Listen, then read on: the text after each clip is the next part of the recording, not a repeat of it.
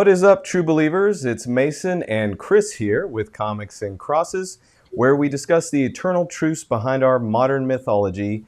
And today we're going to be kicking off a new live show, having fun, and talking about some cool stuff. We're going to cover why Christians should care about comics, upcoming nerdy news, and Daredevil Born Again Season 2, and even having a little talk about the end times. Chris, how you doing tonight, bro? I am doing wonderful. Happy new comic book day. Happy stream day. Man, I'm excited to get into this, man. I'm thrilled to be here. Thrilled for the new look of the stream here. So I'm just excited, man. Did you have a good day? I did. I had a, early morning start, so it's been a long day, but I've been excited all day to get here to talk about some fun stuff and, do sail off in the maiden voyage of the Comics and Crosses show. Absolutely, man. Let's do this. Cool, cool. All right. So, first thing I wanted to talk about tonight. Why should Christians care about comics? Why should Christians care about Star Wars and geek culture in general? I know that I'm not alone, obviously, because we have this YouTube channel going. I've been doing this for years, and I know that I'm not the only Christian nerd out there. But I want to give you some things to think about tonight. My most popular, maybe not most popular, but the video that I've always gotten the most feedback on my channel has been why Christians don't care about comics. And it's funny because I put that video out there and there's always people who chime in, well, I know this guy, or I'm a Christian and I read comic books. And it's kind of funny because the title sort of is pushes your buttons, because I know there are Christians out there. But I wanted to paint a picture tonight. God is a storyteller.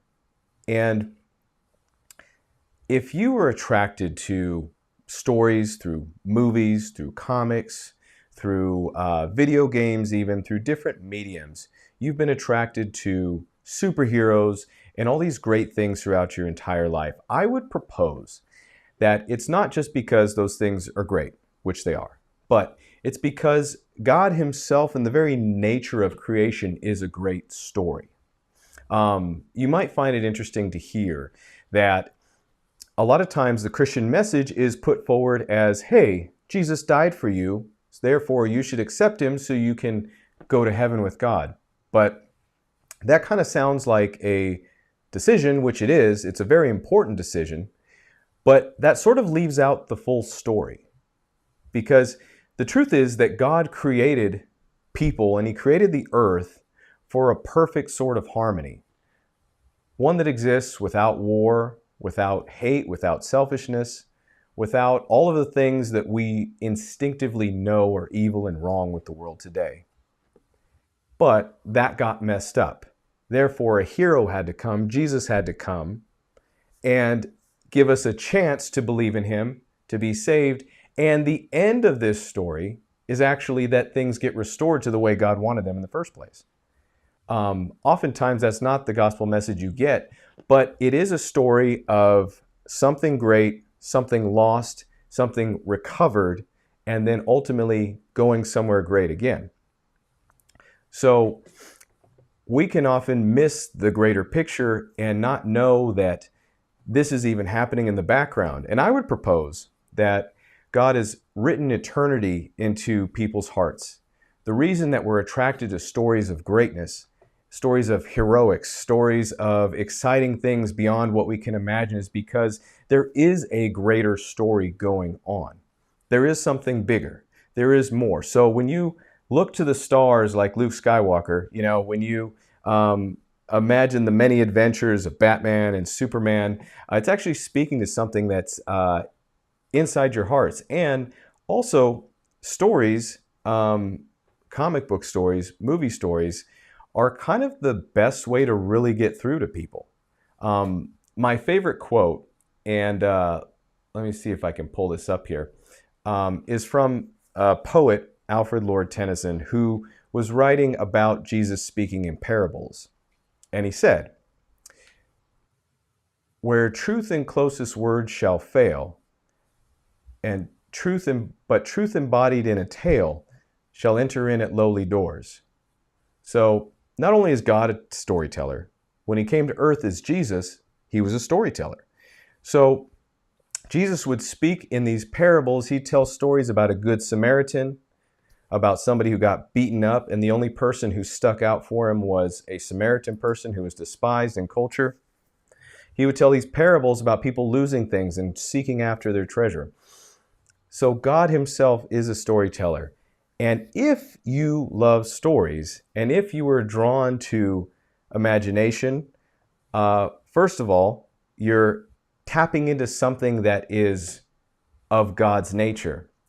And then secondly, and here's how I personally feel, because some of us have been, maybe embarrassed or abused or picked on because we like comic books. It wasn't always cool. So for some of you who are kind of a little more old school nerds, I'll call out to you in this moment.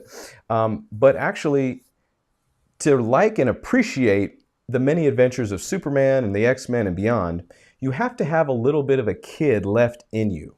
You can't be all the way grown up, I would argue. Not that, there's nothing wrong with men having collectible figures. However, you've got to have some of that kid preserved. And in fact, Jesus told his disciples, man, unless you're like this, you're not going to enter the kingdom of heaven. He was saying that something about a kid and the way that a kid hopes and believes and hears a story and will say, is that possible? They haven't been broken down by the world and so many disappointments that they just don't believe anymore. So that part of a comic book geek, that part actually makes, I think, you the most primed and capable of understanding what God is like.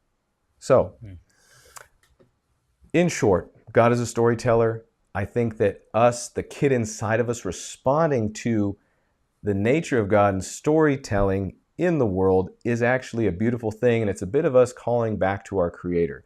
And so that is a very perhaps romance way that you've never heard anybody describe geekdom or comic book fandom or nerd culture. But I had to put it out there and I had to describe it from my perspective, and having a little bit of a background in theology and in comic book knowledge. So that's my take on it.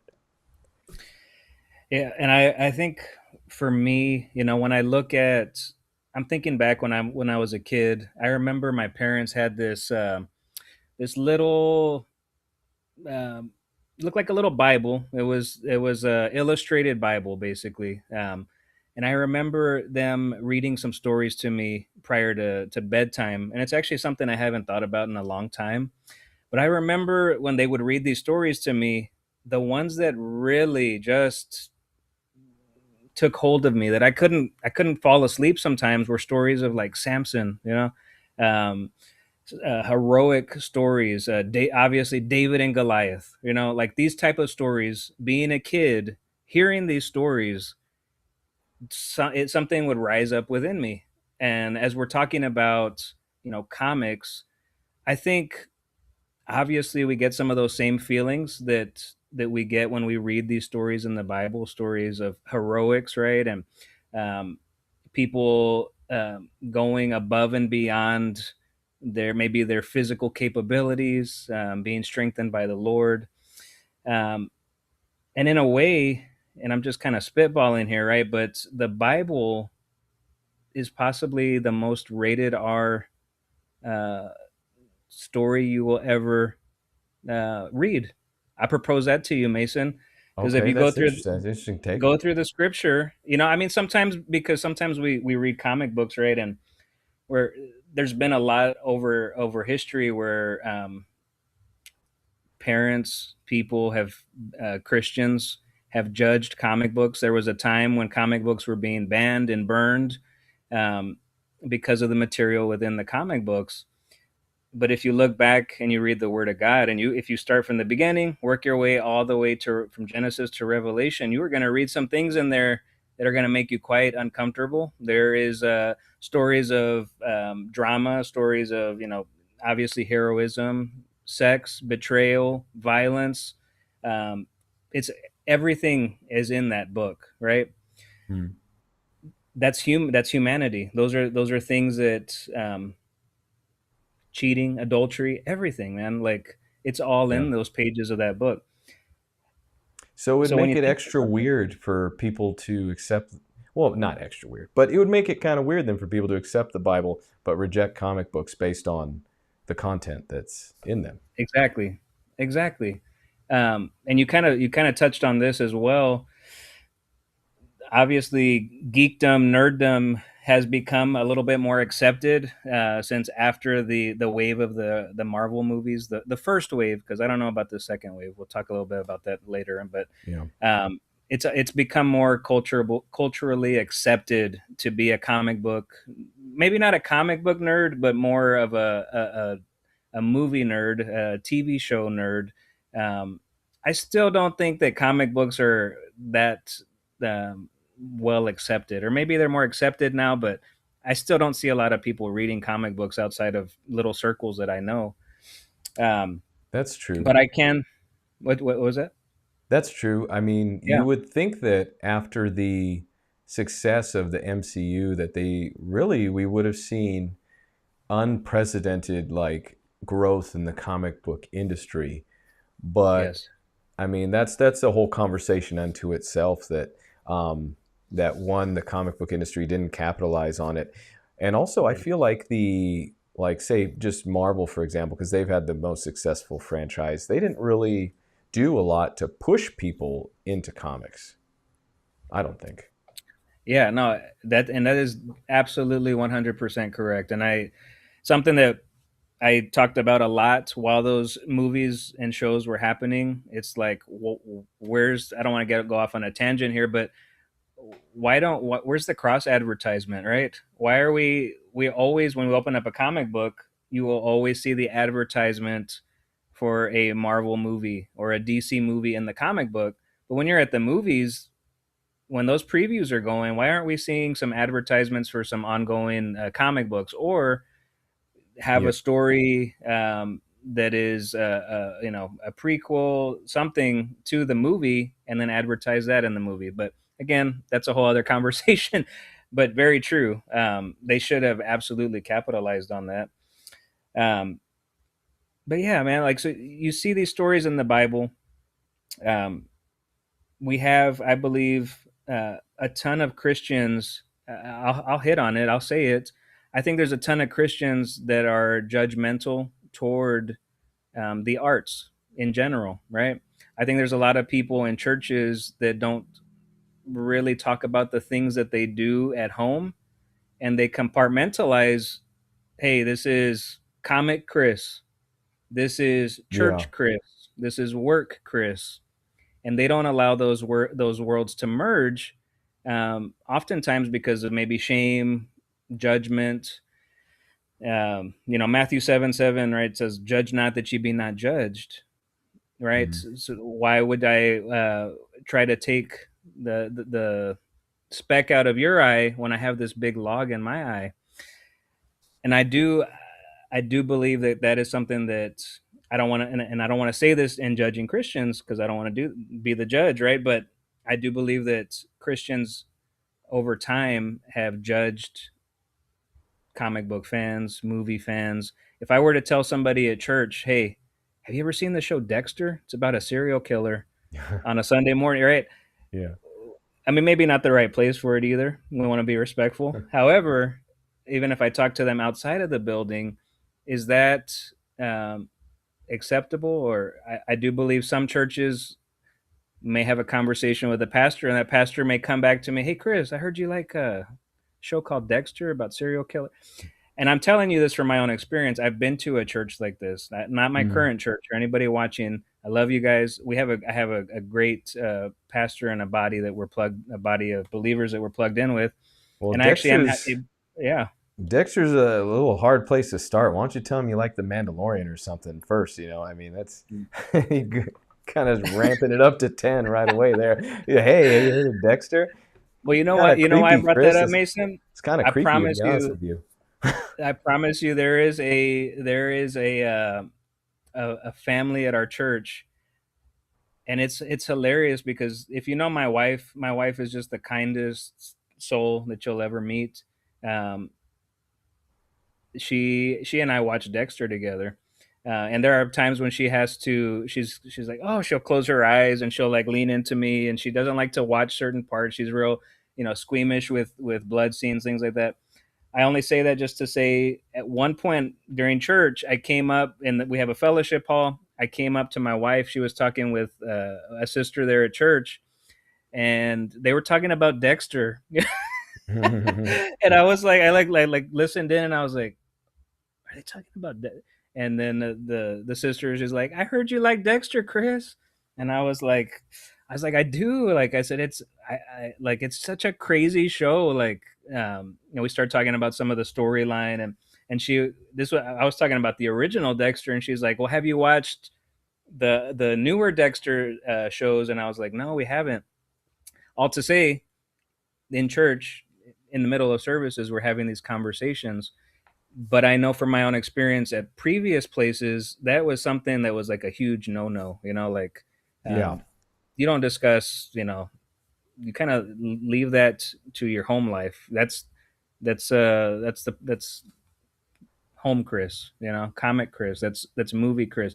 Like, but I think don't we all want to be authentic? We all want to be. I want to be the same that I am here, that I am at home, that I am at work, that I am at church. I want to be authentic Yeah. for Christ. Well, and here's the thing. It's in nowadays people have found, and I'm not even going to say that this is a bad thing, that they can be more authentically themselves online, thanks to modern technology, thanks to social media. Yeah. And you'll find people that are completely different online than they are in person, than they are at church. And but also the flip side of that too is that now people are more effective than ever of gathering people together and being able to say share Jesus with people. I have a friend I was just talking to yesterday, Dylan Deadly Dill, who's has a huge online, just got to 27,000 people in his followers and for his online community of Christian gamers. And the fact is, you can't really do that at church because at church, everything is ran by the pastoral staff, the priests, the pastors, and they are leading people in the traditions of the faith. Right. But the faith was not meant to be only its traditions. The faith was meant to be lived out in real life. And another thing is that you tend to see more women than men in church. And It's true. well, that's because men more naturally operate around their hobbies, their affinities, the things that they want to do. Men have a harder time sharing and expressing their thoughts or their feelings, but they can go out and do something with the guys. So, it's kind of, there's a lot more impactful opportunities that are available because of online experiences like this one, like what they're doing at the Deadly Dill fam. There's all these new opportunities that go beyond what we can accomplish at church. And I just mean physically at church. The church is Right. great. Right. The church is the people and I love it all. But Of course. it's more than just our rituals, it's more than just our traditions and practices. I think that's even a. We could go so many directions with this, Mason, but you know, I've heard this since I was a kid, but I grew up in church. But very rarely do I see this actually played out. Is the fact that the statement, um, the church is goes beyond these four walls, right? Mm-hmm. We say it all the time at church. We go to church. The church is beyond these four walls. The church is not the building that you're in, right? It's not, whatever your specific location is, whatever road that you go to every Sunday, that building, right? The church is, you and I are both part of the same body, right? Like, we're part of the same body. I should be able to go over to Dallas, right? Fort Worth, wherever you are, Mason, somewhere in that area. I should be able to go there on Sunday, go to with your body of believers, right? And feel plugged in there and feel like part at one with you and one with your family. Um, Word. Yeah. right? I Yeah. mean, but we say that all the time, but then we kind of want to isolate ministry to the four walls of the church, and that's something that I've actually been convicted about a lot recently. Is this right here is ministry? I mean, if we're being honest, Mhm. speaking the name of Jesus Christ, declaring the name of Jesus Christ to people that we don't know, people that may need a word of encouragement tonight. I hope there's a comic fan, some geek right now that's watching that can relate to the things that we're saying.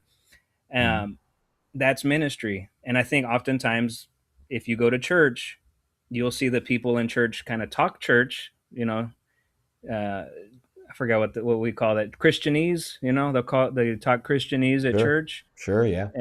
and then we leave the church sometimes, and I don't recognize those people. Again, it's not a judgment. It's just I'm just calling it out, um, and it kind of goes back to the point of compartmentalization. It's like, no, if God called me to love Him and to love others, I'm going to do that here with you.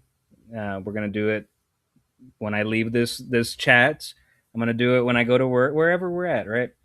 Um, Word. I, and I think we're kind of getting away from the topic here, but somewhat. Um, But no, but that's well but said. Yeah, yeah, I feel what you're saying, and I mean I started this channel in during COVID as a way to just be myself and do and share the things that I was into, and so it's been a blessing in that way. can I say Um, something to that real quick? yeah, Like, I just want to say, and I've told you this because you know you and I have kind of had some minor conversations before this live stream today. Um, I was doing a channel, Lost in Comics, which is imprinted on my back wall here. Um, and when I found your channel, I believe it was 2020, right? Is when you yeah, it's yeah, COVID year.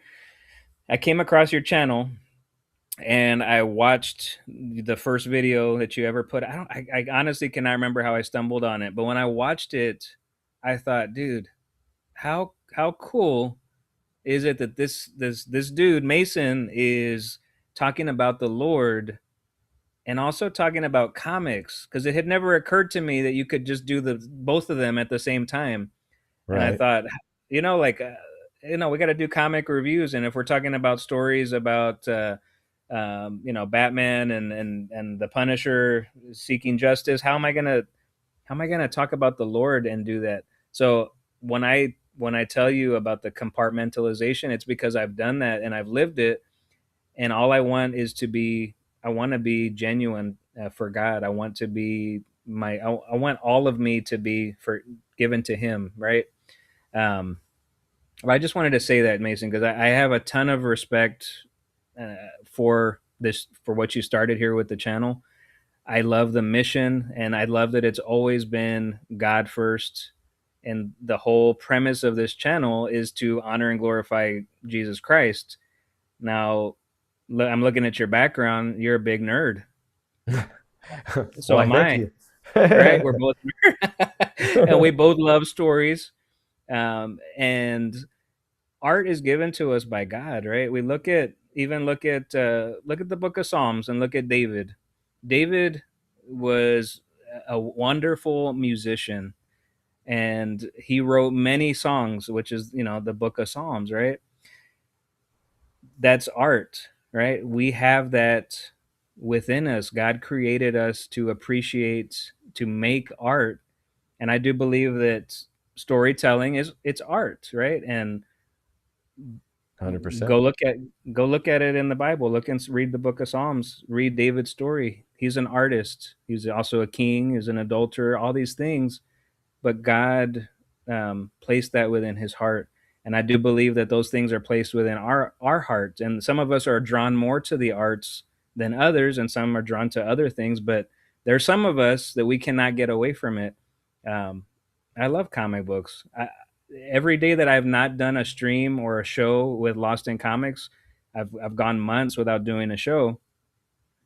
I haven't stopped reading comic books. I look forward to reading comic books. I look forward to stories. Um, and I'll even tell you this much: I've never missed a new comic book day, Mason. With that, Hey, that's beautiful. yeah.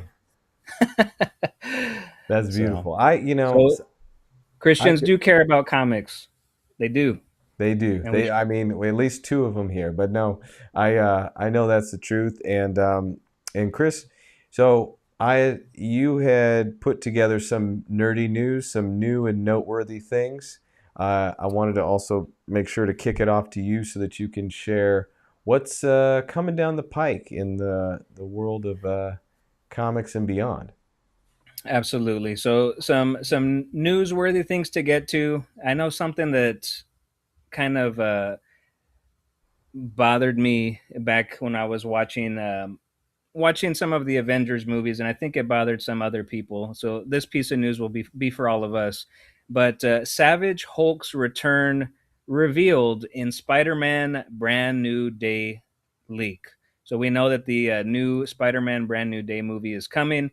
But the Savage Hulk is back. A leak from Spider Man Brand New Day reveals that a more aggressive green Goliath will return in the highly anticipated film. And one of the most shocking bits of news to come out of Spider Man Brand New Day was the confirmation of a leak that both the Hulk and one of my favorites, the Punisher, will play major roles in the upcoming film. The project is set to serve as Hulk's return to the big screen after being gone for half a decade, with his last proper appearance as the Gamma Guardian on the big screen Avengers Endgame. While very few details are publicly available about the Hulk's return, it will what Hulk's return will look like in Spider-Man: Brand New Day. The rumor mill has heavily suggested that the character will revert back to his savage personality in the film, and this comes to a relief to fans. I don't know about you, Mason, but I strongly disliked when Professor Hulk. It wasn't that he became Professor Hulk. I was kind of okay with that. It's the fact that he never changed back and that he kind of cowered. And I was like, okay, well, what are we doing here? Um, so Yeah, for Marvel fans, movie fans, I think this is great news. you don't like the sweater Birkenstock Hulk? That's not your thing? Not a fan, man. That is not. That is that. See, even in comics, that was a thing, but it was like a mini series. It was short Hmm. lived, which is what it should be in the movies. Like, okay, he's in, he's out. It should not have had as much impact as it had in the movies. So I'm that makes me more excited about this movie than I was before. And then the fact that we got confirmation that the Punisher is also in the movie, forget about it. Forget about it. Forget about it. I'm ready, man. All right, moving on here. Let's get to some comic news. One of my favorite things recently in comics has been the Absolute Universe over at DC Comics. We have new comics that are launching over at DC. We've got Absolute Green Arrow launching this summer in the month of May. A tagline here says, "Without the trick arrows, without the money, without mercy, what's left is the Absolute Hunter." A deadly mystery unfolds in this urban horror reimagining of the Emerald Archer's mythos, brought to life by Eisner Award winners Pornsak Pacheco and Raphael Albuquerque. I gotta say, loving everything happening at the absolute with the Absolute Universe right now. Um, I believe the only comic that I'm not reading is Absolute Martian Manhunter, which just didn't hit for me. And I did hear just recently that I believe they're ending that series. So maybe I wasn't the only one. Along with Absolute Green Arrow, we also have in the summertime Absolute Catwoman launching in June. With all the wealth, with all the gear, with all the skills, she is the absolute apex predator. Selena must unravel a mystery that takes her across the globe and deep into the shadows of the absolute universe. Written by Shea Grayson and Scott Snyder, with art by Bengal, Catwoman bursts onto the scene in her first absolute solo series. So, the other thing I will say about these absolute books, I think um, I think DC has done such a great job of pacing. I think we didn't get a launch of a ton of books at one time. We've got them kind of spread out very nicely, very well paced. Now we're kind of getting some of the side characters, right? We're getting the Green Arrow, we're getting Catwoman. So I'm really looking forward to this. I don't want to see an oversaturation of the Absolute Universe, but again, I think the Absolute Universe is one of the things that DC has done very well as it's. I compare it to what Marvel's doing with the Ultimate Universe. I think those are two of the best things in comics right now, and we're getting some more coming this summer. So if you're interested in Green Arrow, Catwoman, it's coming up May and June this summer. Any thoughts on that, Mason? Are you reading the Absolute books at all? I have actually am late in getting to the Absolute Universe, so have just started reading Absolute Batman, which is the thing that kicked it all off, and which I keep. It's like every issue that comes out, it feels like they're just bangers. Everybody's like, it's like the latest Yes. shipment of gold is being dropped off, and so I mean, it sounds cool, and I think that's I bought in early to the Ultimate Universe 2.0 that came out, and Yeah. I was like, yeah, like this is cool. Peter Parker in his 30s with kids. Yes. It feels like me. I can relate to him. And I thought that was really going some cool, interesting places. And that is really kind of it's got it. There's some interesting stuff going on in the Ultimate Universe, but it seems like it is totally flipped to where I thought Absolute was just going to be DC trying to copy Marvel, and I didn't put a lot of stock in it, and it is totally flipped. 100%. I think what's crazy about the Absolute Universe is they basically it feels like they just told all the writers start over and reimagine everything, anything you ever wanted to do with these characters, just do it.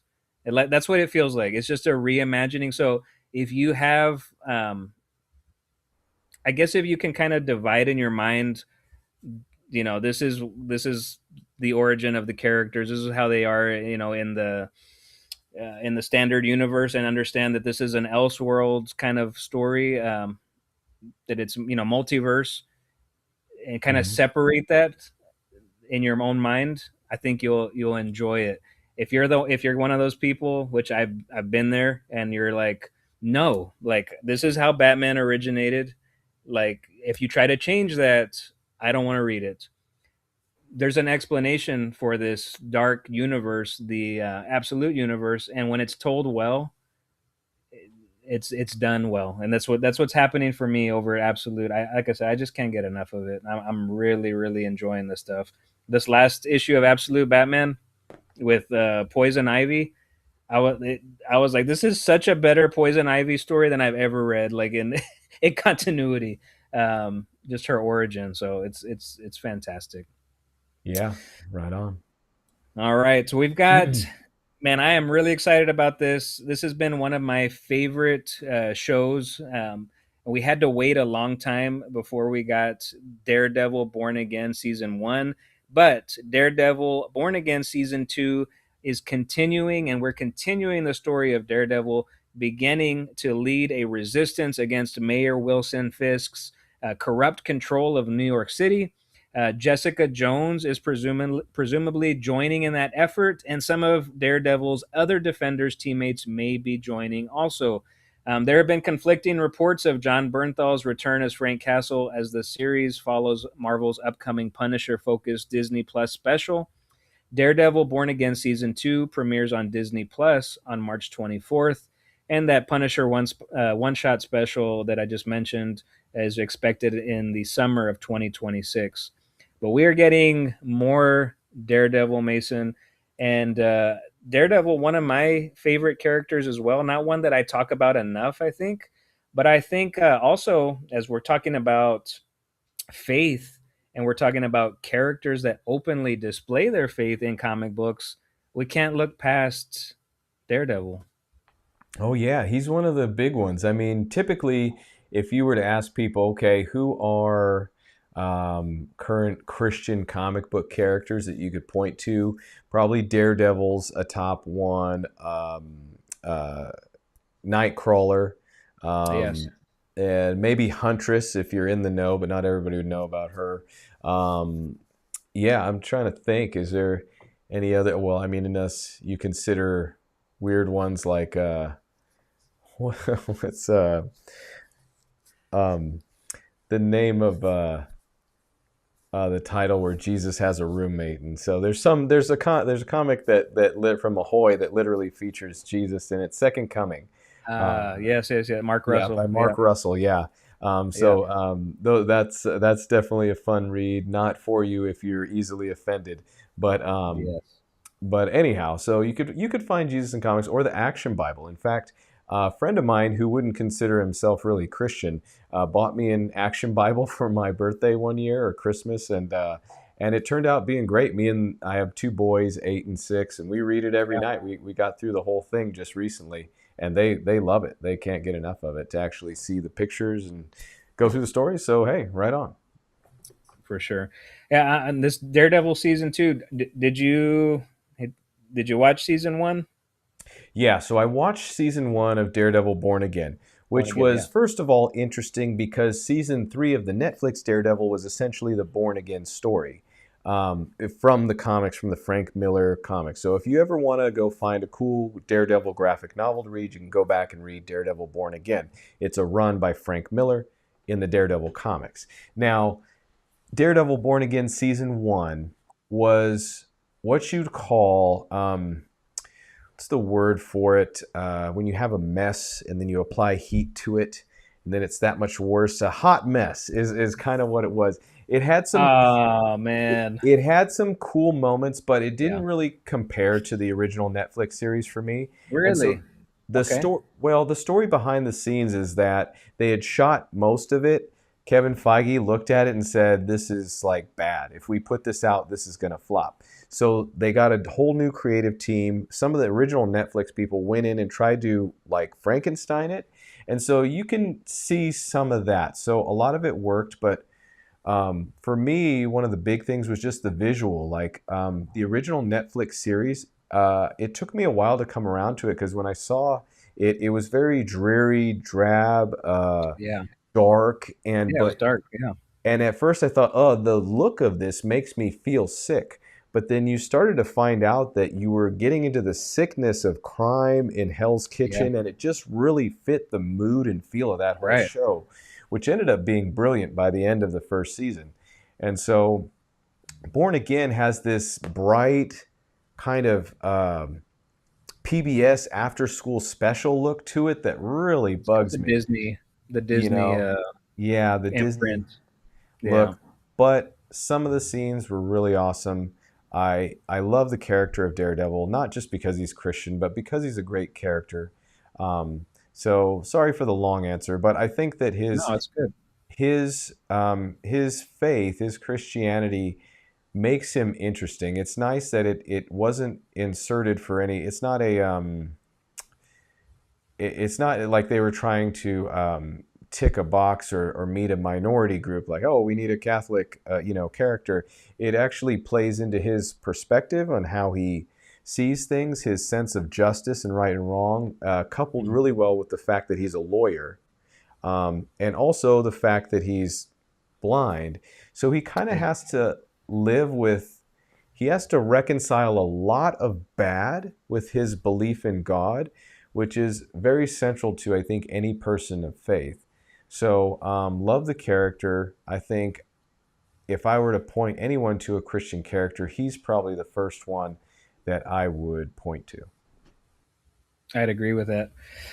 I will say season one. I just want to. If I had a buzzard here, I would buzzer you while you were talking about not enjoying Daredevil Born Again season one because I did enjoy it very much. But I do agree. It definitely did have the Disney imprint. I think for me, what when I watched Daredevil Born Again season one, I had very low expectations because it was moving to Disney, and I thought, yeah, there's no way they're going to keep that grittiness, the dark tone of the show. Um, and you're right, the original Netflix was uh, very much like the Batman, the uh, Patterson, Pattinson. What's his name? The Twilight guy, Robert Pattinson. Robert Pattinson. Pattinson, the Robert Pattinson Batman, just very dark, very like the mood was just set as soon as that Hmm. first scene. That was the very similar tone to the Daredevil Netflix series, and I was initially worried about that with it moving over to Disney, um, and maybe in a lot of the lighting, the aesthetics of the show. You're right. It did kind of have a more brighter aesthetic to it, but I did feel like just dialogue, storytelling. I think it did lean more into the grittiness than I would have expected from it being on Disney. I think, and again, I had low expectations, so maybe when I watched it, I was like, "Whoa, this is a lot better than I thought it was going to be." So, with that said, go ahead. I know you got something, Mesa. Well, one thing, and I hate to be so negative on it because I watched the whole Yeah, thing. I love Daredevil. I was there for it. I yeah, thought the opening sequence, with Bullseye showing up, with the fight that goes yes, on, just edge of my seat. It was yeah, impactful. It was just so many things happening at once. It's like your head wants to explode. It's like, no, what is yeah, going on? And the rest of the middle of the show felt kind of tame and almost aimless in a way to me. I mean, and Muse is a great character. Okay, if you yes, want to read a really dark and interesting run of Daredevil, the Charles Soule run on Daredevil is really well done. Muse is a even creepier, more twisted character than I think they presented him as yeah. in the Born Again season one show of Daredevil. Um, so I mean, I really like him as a villain. Um, I I think I was gonna say that Fisk, I think in Disney's hands has lost some of his luster, because such a incredible performance, that Fisk every time he's on screen and when he showed up in Daredevil.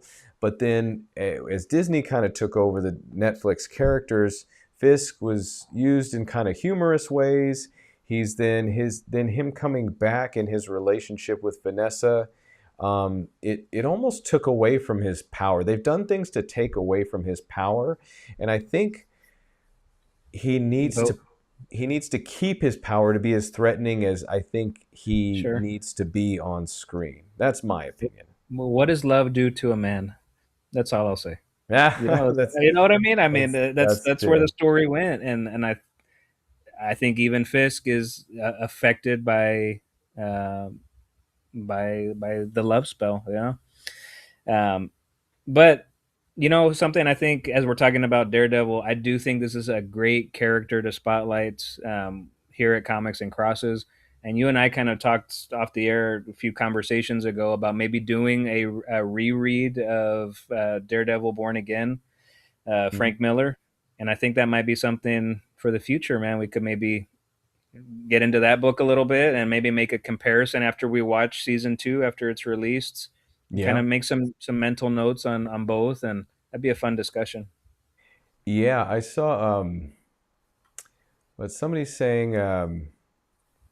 Brought up here, Doghouse Reviews, that Daredevil dresses like a demon and horns and is Christian, and it's a choice. Yeah, It's definitely a creative choice, but it makes sense with his character, and I think they even cover this in the show. But Daredevil is presenting this image of kind of fear and judgment, yeah, sort of, and not to say anything out of line regarding the Catholic denomination, but Catholics have a heavy emphasis on guilt, shame, confession, and really are stronger at addressing sin than say Protestant denominations are. And right. so for him, to take on that image of the devil coming, and it's the devil, but the devil in representing the need for the fear of God. Because I don't know if you guys are familiar with that term, but if you have no fear of God, then you don't care. You'll steal, you'll hurt, you'll murder, you'll do whatever you want because you have no fear of the devil coming for you and you ending up in hell burning.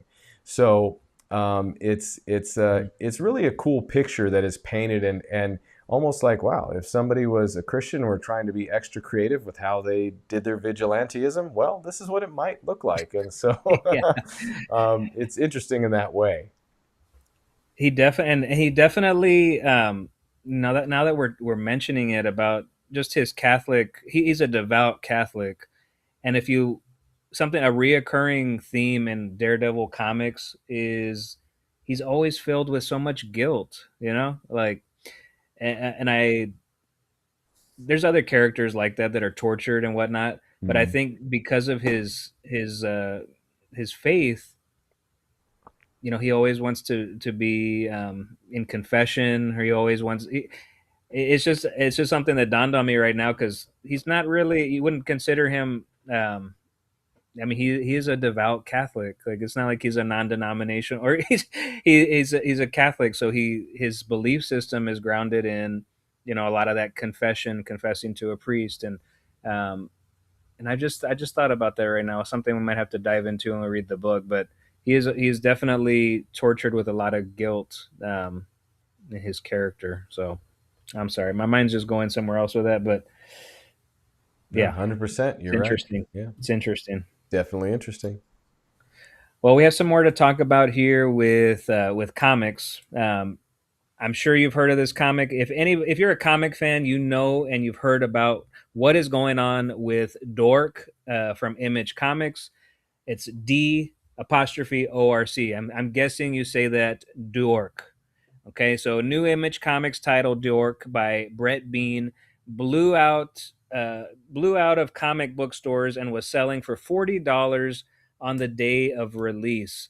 It has dominated the top 10 hottest comic list 2 weeks in a row, and now the standard cover has sold for $130. Ashcan Preview has sold for $500. The 1 in 25 variant, $400. The sketch cover, 160, and the 1 in 50 variant sold for $500. Now, we're going to talk about this in a different light here in just a moment, but there is some controversy that is hanging over this comic book right now because I have heard that many comic book shops never even put the first print on their shelves for sale. A lot of these comic shops were getting this book and they were posting it online for sale on eBay so that they could make a lot of profit on the book. So, I mean, that leaves begs the question, right? Is that right? Right? Should comic book shops be reselling these comics whenever they get hot, right?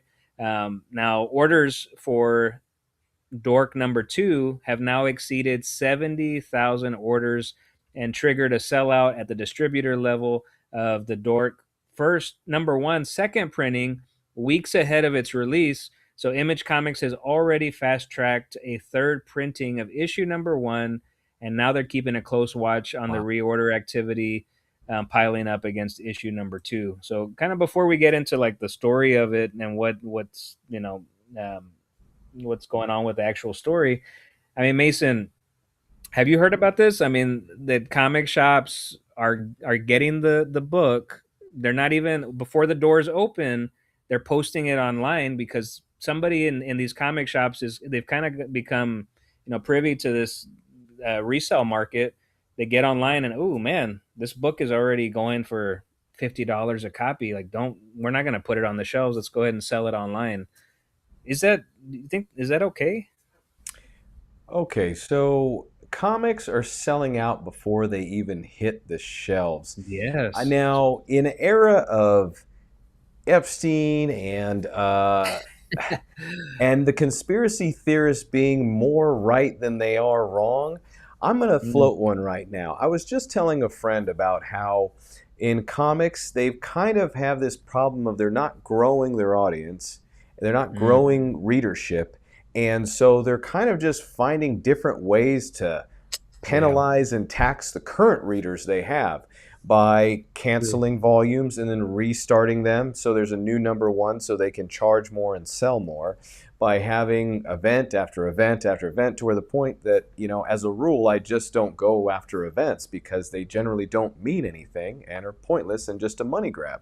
So is it implausible to think, because I was hearing about Dork selling out and being the hottest thing ever, that I thought, oh, I missed this. I don't know what happened. And then when I looked online, I realized the release date hadn't even come yet. And here I'm like trying to Exactly. get the second print of something before it even the first print comes out. So that sounds like a manufactured crisis, if you ask me. And perhaps it is. Perhaps this is all a comic book Yeah. distributor conspiracy. What do you think, Chris? It's interesting because I was talking to I was talking to one of the guys at the comic shop, and he told me, he said we only ordered 2 copies of the book. Like we weren't even, they had no clue, right? No, at least my shop didn't, that this was going to be a book that was going to get hot. He said we ordered 2 copies. He's like, and it was for 2 people that pre-ordered the book. So yeah, ours never went on the shelf. Because I was curious. I was like, did you guys have any copies to put out? Because when I went that new comic book day, and when I went, yeah, they didn't have any copies, but they had 2 copies, and they were for pre-order. So, um, yeah, I mean, it is interesting. It's weird. I do think, I guess, if I put myself in the shoes of the comic book retailer, if I was working at a comic shop, I guess what I would do, I would have to establish some sort of rules, right? Like, okay, everybody that put this book on their pull list, obviously they're all getting the book. If we have the copies, they're all getting the comic book. Um, and man, if it were me, again, I would probably want to put those, at least a few copies, on the shelf. I don't know. It just feels weird, man. Like it feels weird that they are getting the comic, like that they. It's weird that they're even researching this before it hits.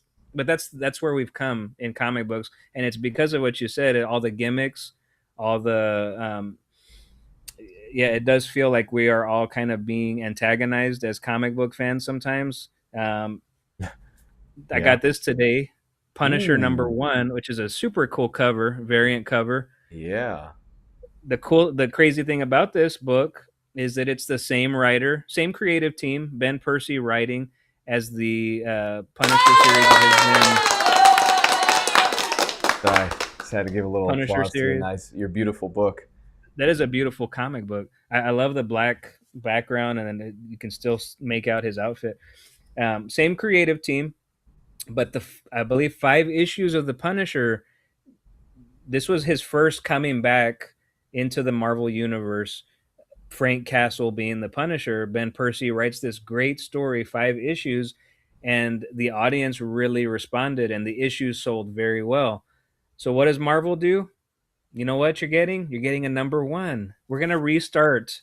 Same creative team. He's gonna keep doing what he's been doing. Instead of issue number 6, you're getting an issue number one now. So yeah, Yeah. we are constantly being, marketed to, antagonized, however you want to say it, but Yeah. um, I'm just enjoying the story.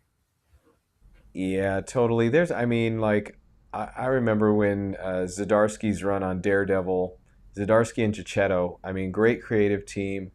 After the Devil's Reign event, they restarted it with another volume of Daredevil, same creative team, no reason. And it really is the same story. I guess I get how that second part is a very different volume, like chapter in the story. But yeah, I love seeing like issue 250 something, like For it's, sure. I love getting Detective Comics 1000 and whatever the heck, it's Why wouldn't you love that? Like, you yeah. know who's done it? You know who the best to do it is Todd McFarlane with Spawn. However you feel about Spawn, the story, whatever. Todd McFarlane has learned how, or he's, I don't know if he's learned, but he has kind of cornered the market on how to run an ongoing series, and it's an independent ongoing series, and he's never had to go back and renumber. Now, he's had, other stories, other comics branch out of that, out of the Spawn book, Spawn universe, but there's something super cool about being at whatever 380 something of Spawn, almost at 400 issues. And I guess from a marketing standpoint, I think possibly what the marketing teams are thinking is, hey, we're trying to get new readers to these comic books, and when they see, that this book is 380 something issues in, they feel like they've already missed out on 380 issues of this comic book and 380 stories. So if we start it back at a number one, it feels like, hey, you're getting, this is a great jumping on point. You're getting a fresh story. Um, I don't know. I mean, I'm guessing that's the tactic, but I don't know. As a collector, because I mean that's what this is. Like if you're a comic book reader, you are more than likely a collector as well. As a collector, the numbering system, it's enjoyable for collectors. I like having, like you said, a, a thousand issues of Detective Comics. 1,000 plus issues. Mm. It's cool. I would say, I like hunting and finding something. I prefer having the singles to the trade,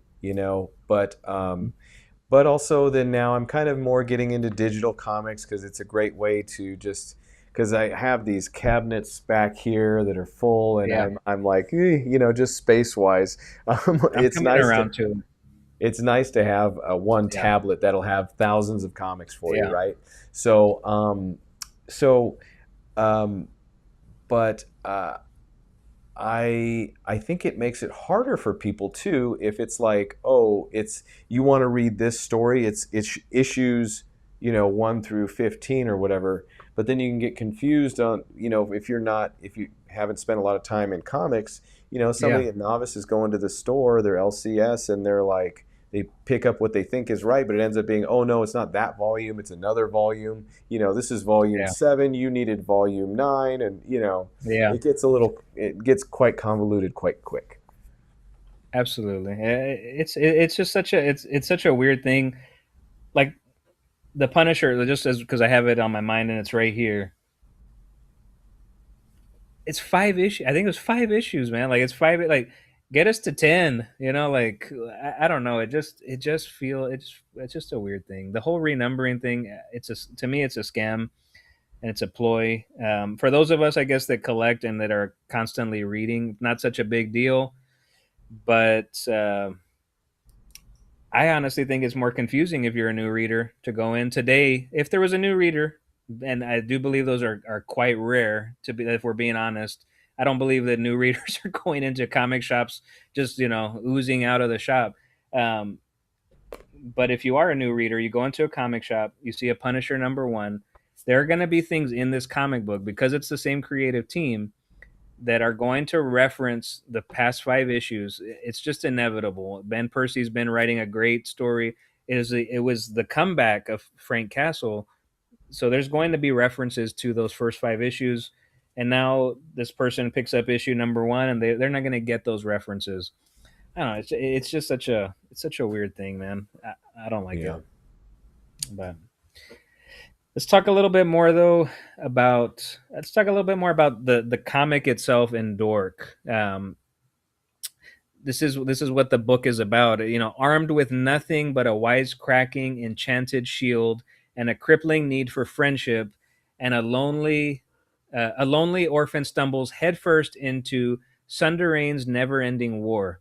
Light versus dark, elves versus orcs, wizards versus common sense, dragons versus literally everyone.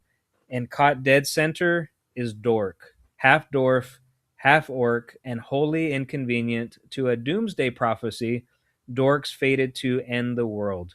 Soon every human, elf, goblin, dwarf, snargletooth, necroid, ice giant, trauma llama, and at least 3 other unpronounceable magic creatures will know his name. Unfortunately, so will his enemies.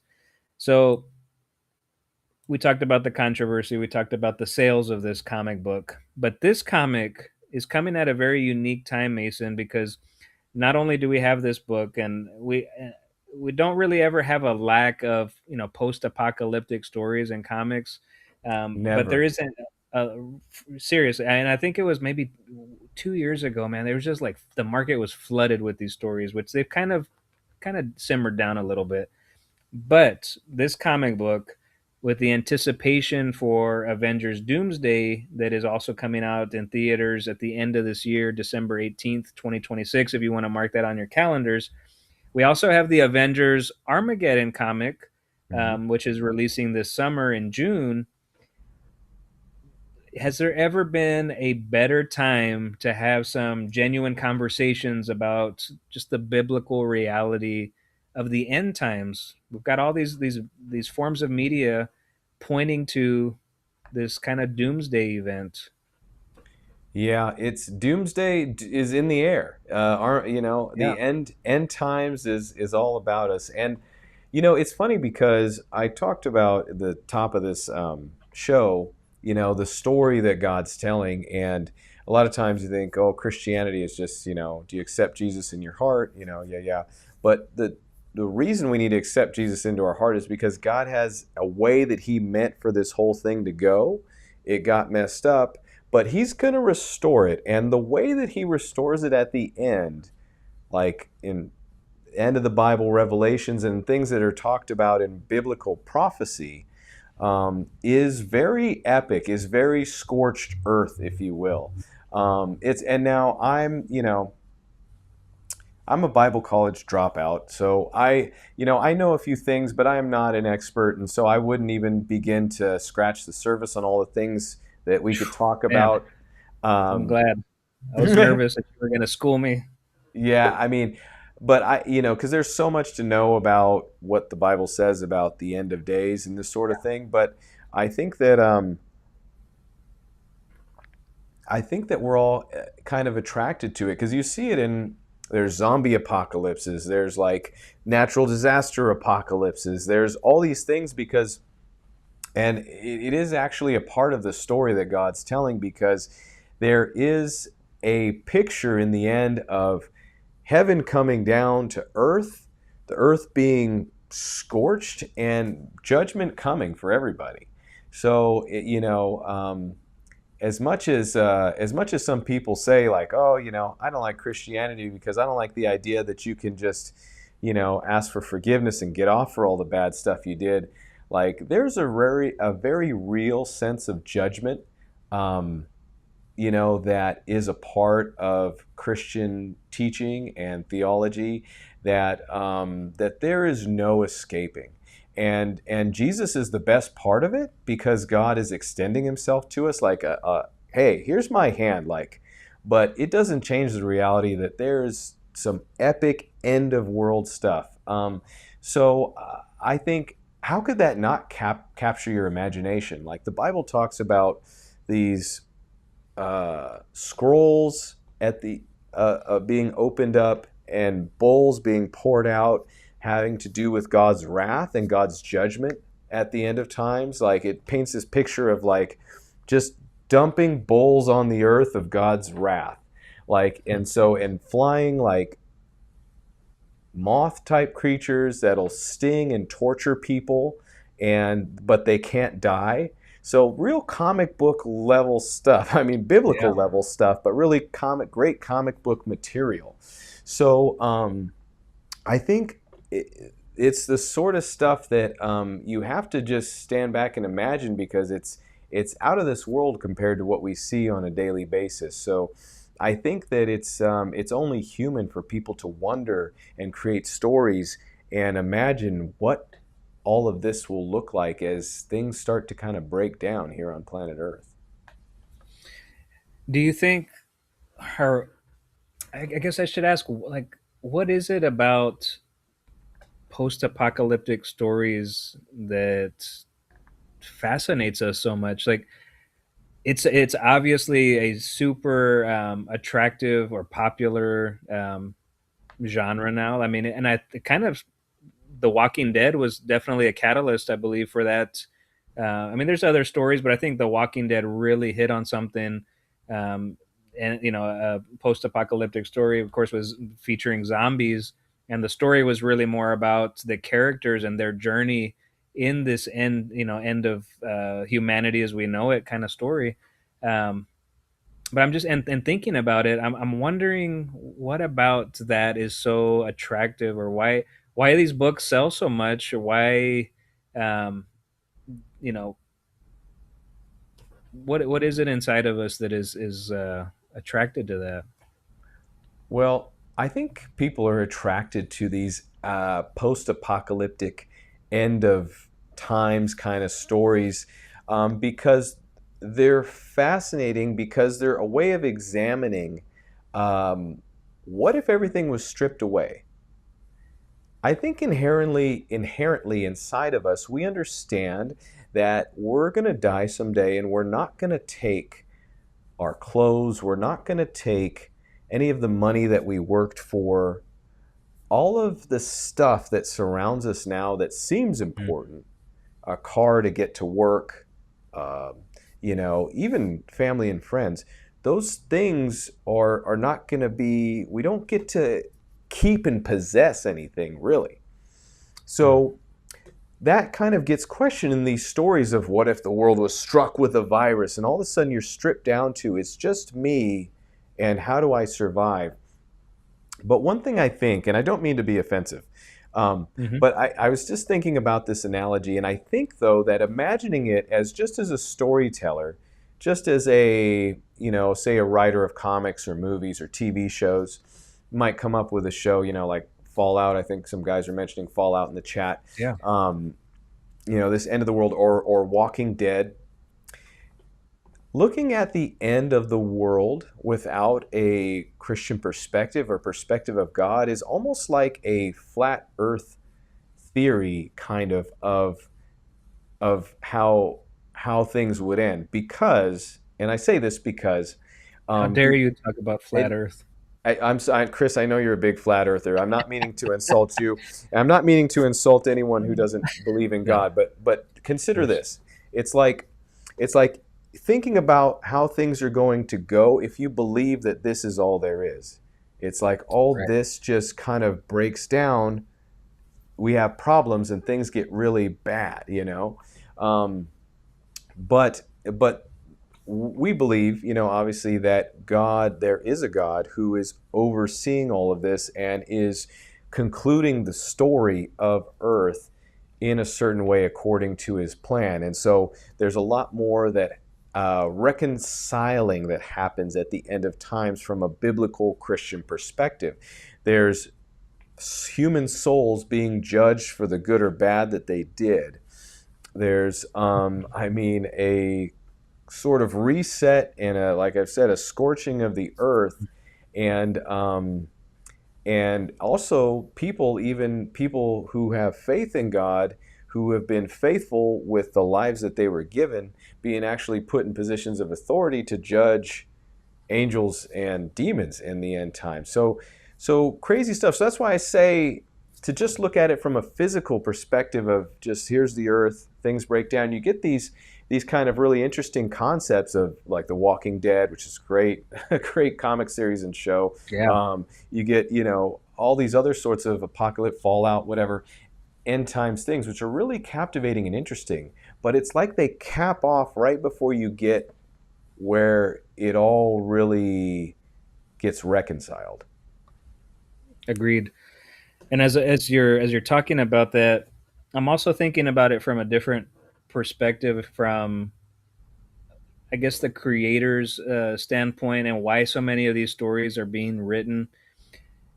I'm thinking about Traveling to Mars from Mark Russell. I don't know if you got into that book. I didn't catch that one, but I know you were really big into it. Man, if you've never read Traveling to Mars, and I'm speaking to you, Mason, and everybody else that has ever that wants to read just a great comic, man. I think it's 12 issues, Traveling to Mars. Mark Russell's the writer on that.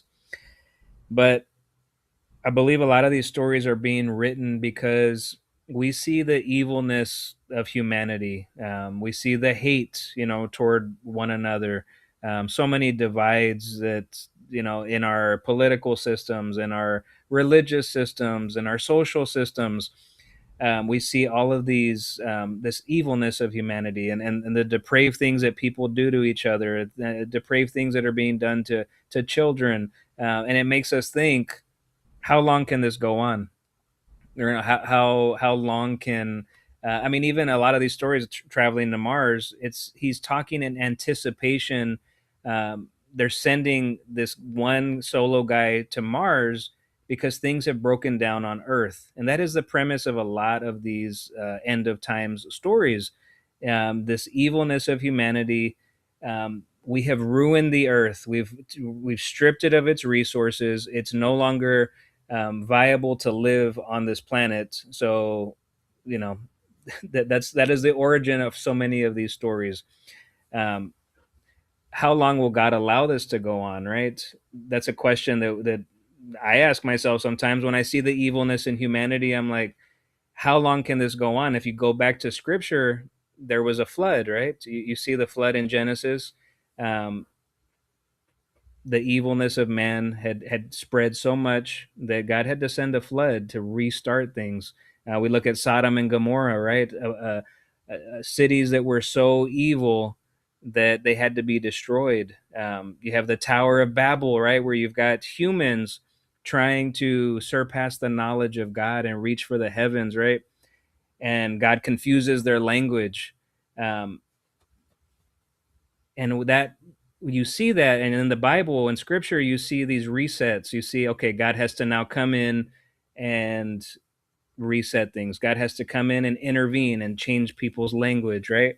So it's no question that we question, man, this has gotten, there's some really bad things on the earth. People are really crappy toward one another. Our systems, our government systems are corrupt and failing. How long can this go on? And when we're talking about end times, right, in Matthew 24:36, it says, concerning the day and the hour, nobody knows, not even the angels or heaven, um, nor the Son, only the Father knows when the end is. So I say all that just to say we do know that Jesus is coming back. So for Christians, as we start to read these stories, it definitely, I am a huge fan. I'm without question of these type of stories, these post-apocalyptic stories. I try almost every single one of them that come out in comics, and if they are unique and done well, I'm in. And there's something attractive about those stories, and maybe for the reasons that I just mentioned, that I really look at. Uh, it feels like at some point, maybe in our lifetime, it feels like it's sooner rather than later when we read in Scripture the signs of when Jesus is coming back. All to say, when we're talking about stories like Dork, the Avengers Doomsday, right? Avengers Armageddon. These are unique opportunities, like we posed the question a moment ago, Mason. These are unique opportunities for us as Christians to talk to one another and to talk to other people about the end of times when Jesus does come back, and the hope of salvation that we have, and the hope of eternity in the kingdom of God after this life.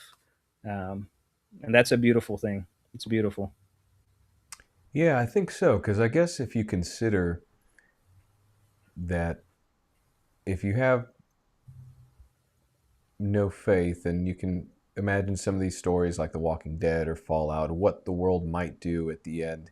Um, sometimes they're a little hopeful, like maybe, John Connor, I don't know, leads the resistance and they overcome the AI robots, which is becoming more and more realistic as every year passes. But maybe it's a little hopeful, but it just, um, the Christian hope is that, yeah, that Jesus is returning, that the end of things is actually a making right of things, is actually reconciling the Right. world, to God. And so as Christian people, we have the ministry of reconciliation in the meantime. to tell people that Jesus is the way, that God is for them, that it doesn't need to end in destruction, that it's not sort of his desire, but there is going to be a reconciling. There is going to be a time where all of this stuff is put back in the box, and it either is good or it is bad. So it's 100%. it's definitely something to think about, and and I think a cool conversation, because I think a lot of people might reveal to you interesting things about themselves and their perspective if you were to genuinely ask, hey, what do you think happens at the end? Like, how do you think the earth is going to end? And maybe it's a very practical, maybe, oh, global warming will melt everything, everybody drowns, or whatever, to aliens are going to come and take everybody away, to we're going to go and colonize Mars, or, who knows what people are thinking. But I think it's a great conversation to have, because although a lot of times it's looked at as, faith is great for those people who need it. There's a certain sort of, I think, faith that anybody has to kind of reconcile within themselves when they're looking at, okay, well, how do I think this is going to end up? What do I think is going on? Or have I conceded that I don't know? They're big questions, big conversations, but I love comic book people because they're the kind of people who, like, yeah, let's imagine about those situations and conversations, and we Hmm. get to see so many. I mean, I think of the series like We Live, from the brothers. What were their names? Al Ewing, Not or Ewing. oh, you're talking about the character, or I'm sorry. Yes, I'm sorry. I'm thinking of something else. Inaki and Enoch, yeah, yeah. The two brothers Miranda. made Yeah, the comic series. I got them to sign one of my comics from good the We comic. Live series. Yes. Just incredible art, incredible, just really neat imagination um, about what the end of the world could look like. This kind of interesting thing where they were trying to use kids to create a better hope and a better future. Um, Definitely recommend it. Really fascinating, really captivating, interesting art that's worth checking out for sure. Especially the first volume. Second volume, kind of got away from lost the plot a little bit, but Yeah, I love would those concede guys. that. But the first Yeah, volume, hey, pick it up. Yeah. yeah, for sure. But yeah, no, it's great, great conversation, Mason, and I was watching a interview with a Christian apologetic by the name of Sean McDowell, Hmm. and he was interviewing Todd McFarlane. And Todd McFarlane is an atheist, and he made a comment. He said, I will never," and he's like, "I will take this to my grave. I will never believe in God."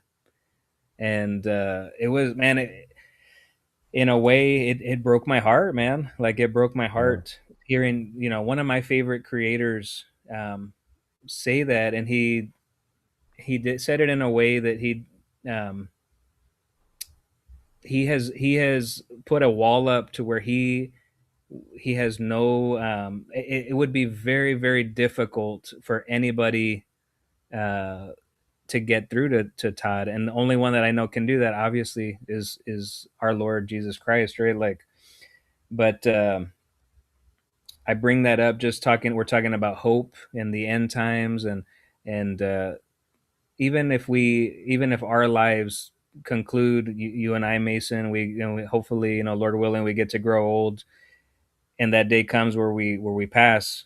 I'm hopeful in my faith in Jesus Christ that one day, I will um, be in eternity with Christ, right? And our souls will live on. And I ponder that when I hear something like that from, like, a creator like Todd McFarlane, or anybody that doesn't have even just an openness to think about, hey, what are the possibilities here, right? You know, we're not trying to force Christ on, or God on, anybody. It's a personal decision that everybody has to make. However, you know, look at the evidence, right?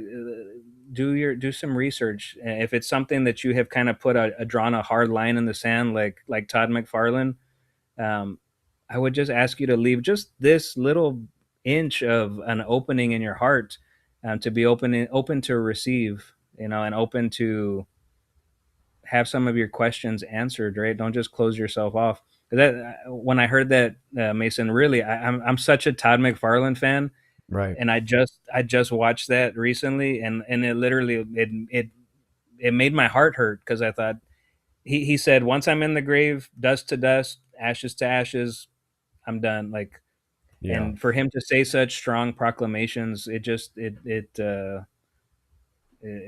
made me sad. Yeah. 100%. You Uh, know, earlier in the show, I talked about, why we should care about comics and movies and TV shows and all of these sorts of things. And part of it is that if you do love these stories and you do love this creativity, I feel like it's the kid in you. And Jesus wanted us to be like children in a way. He doesn't want us to be foolish or not have any responsibilities ever. But I mean, a child hopes. And it actually says in the Bible that God resists the proud.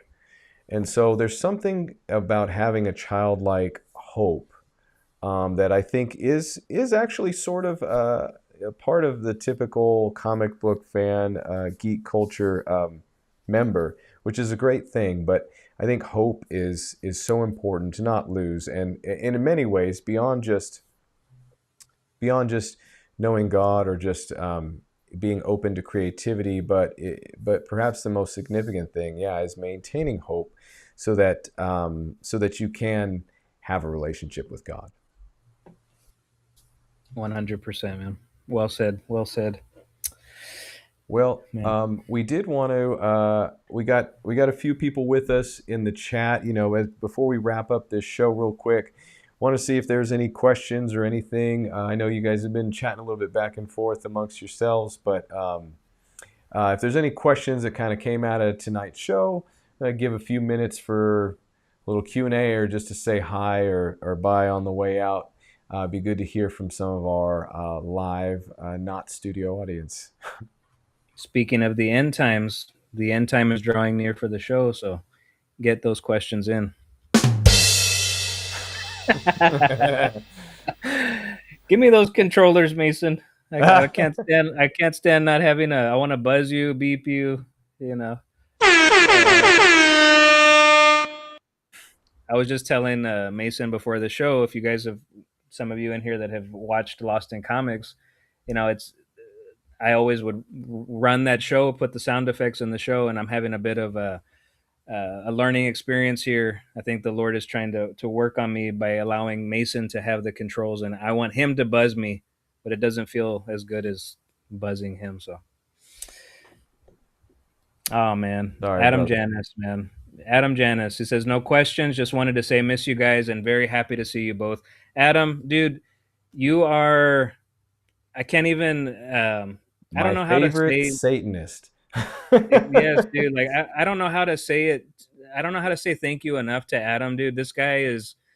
Um, I've said it on our show before, but Adam has been watching. He watched Lost in Comics ever since I remember even being on YouTube. He has watched and supported, and just been so supportive of everything that I've ever done. And dude, I just want to say thank you so much. I'm so happy you're here. I hope you took something tonight. And dude, much love, dude. Much love. Adam's got a great taste in comics for sure, and For sure. he had a cool podcast himself. I'm not sure, Adam, if you're still Yeah. doing it, but yeah, him and his wife are putting together some cool content, doing a really cool podcast. He did a great episode on satanic panic. Yeah, I remember that. Yeah, He yeah. just, So yep, cool awesome stuff. stuff. Good dude Saw Jim in there in the chat also. Jim, what is going on? Same to you, man. So happy to see you here. Hope you got home from church okay. in Kaiser. Kaiser. Good to Yep, see you yep. guys, man. I Really, think really appreciate you guys. I think we had Lauren at one point. So yeah, thank you everybody who dropped in for this maiden voyage. Patriarch Abraham, everybody, Jim. Um, this is the Comics and Crosses show. This really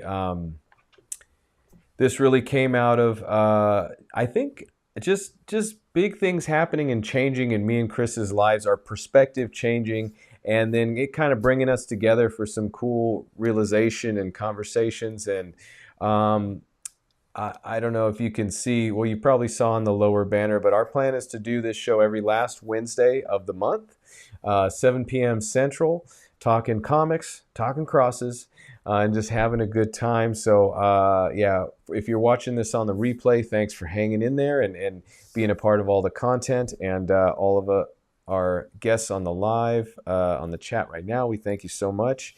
And man, we're going to be back and we're going to be doing more content. So please share this, follow on Instagram. And also, last thing I wanted to plug was really our Discord server.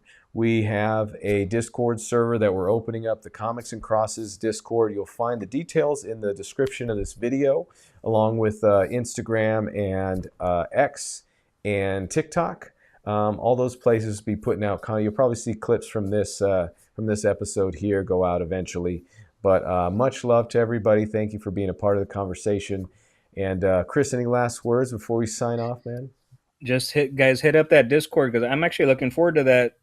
If we are going to continue to do the show once a month, or if even we do it more frequently in the future, that's a great place for us to kind of talk in between the shows. And if you have questions that come up as we're going to hit some great topics coming up here in the next few episodes. If you have questions or if you just want to talk about faith, talk about comics, that's the place to do it. And we can conversate about that. I think we're going to make it a point to build that into a nice community. So hit up that link in the description, and we're looking forward to seeing you guys there. Yep. And when you when you join the Discord server too, you'll be introduced to our friend David, who is Yes. he's going to be like a pastor in there. He's a good friend of mine. Him, like Chris, I met early on in my Comics and Crosses journey, and he has written some great articles about biblical symbolism in comic books for AIPT and for my past website. So Comics and Crosses is down at the moment, but eventually we'll get comicsandcrosses.com up for everybody. But for right now, just connecting via socials and all the typical ways you know already. Absolutely.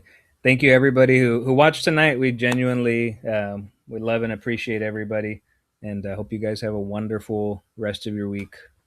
Happy New Comic Book Day. Oh, and happy new comic book day. Peace out, everybody. Peace out.